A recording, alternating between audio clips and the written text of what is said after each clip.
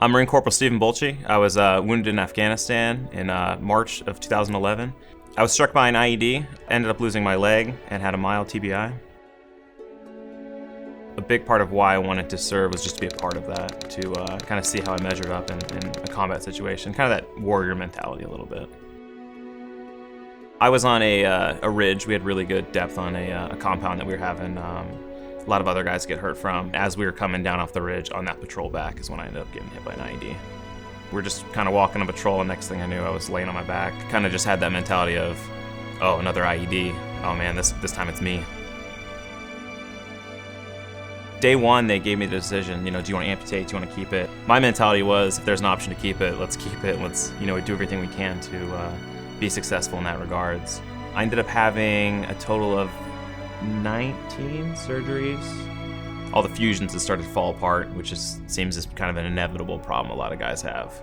Ultimately, we made the decision to amputate. When I was in the Navy, there was one time that I was late. I'm not fibbing, it was one time. And so they threw me on a Patriots Inn watch for 12 hours. So I was there maybe 4 hours into the watch, just hanging out. And then Steven came out in his wheelchair, had a little smart comment. I don't even remember, how did you? So I had a little bit of confidence, enough to go talk to her, and best moment ever. And I ended up, Marines taught me corpsmen will take care of us, and I found a corpsman to take care of me, so. We have a 4-month-old daughter, Avery Elise. She's my little princess. We have a 3-year-old, Kyle, Jonathan Bultje, and he's just fun little guy. But he's actually named after 2 of Steven's friends that have passed away in combat. His smiling face is a reminder of what we fight for, and it just makes us happy. It leaves us full. We had the typical American dream. Let's get out of the military, let's buy a house, let's get something that, just has the finished basement, all the stuff that everyone wants in their first home. We thought nothing would be an obstacle to us. I'd be fine, I'd be walking in my house all the time. And not with a prosthetic. There was a barrier at every corner. It just didn't work out that way.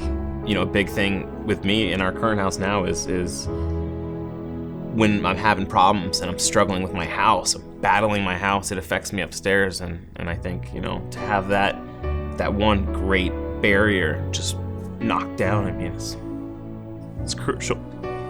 When we really started struggling with our house and we knew, we gotta do something, we have to do something different, we gotta get out of here.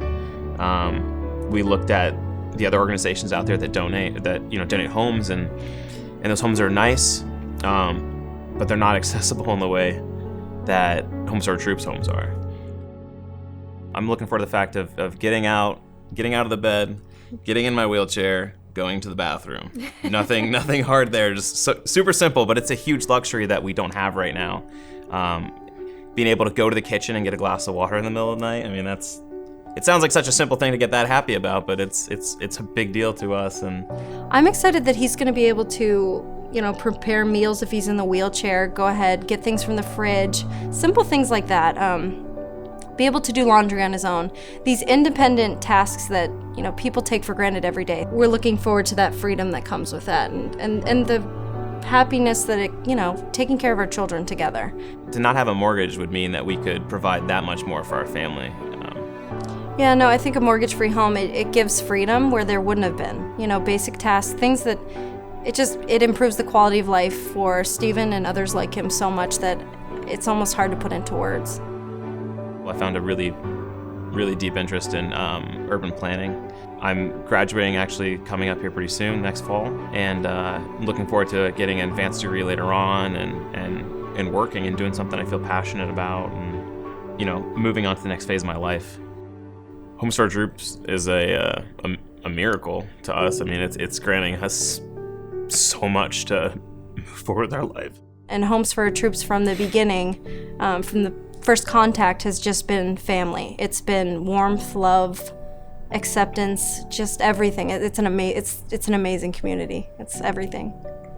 I would say that this is a game changer. It is futures. It is brightening lives. It is taking a darkness that is combat, PTSD, TBIs, and and making it bright and full again. And that's what Homes to Our Troops is. There's no amount of thanks that we can say, and that's what we've realized is talking to everyone at Homes to Our Troops, there's no amount of thanks that we can say that is sufficient, and we really feel that way. It's a level of hard work, dedication, just selflessness that cannot be measured, and I think people need to understand how amazing this organization is.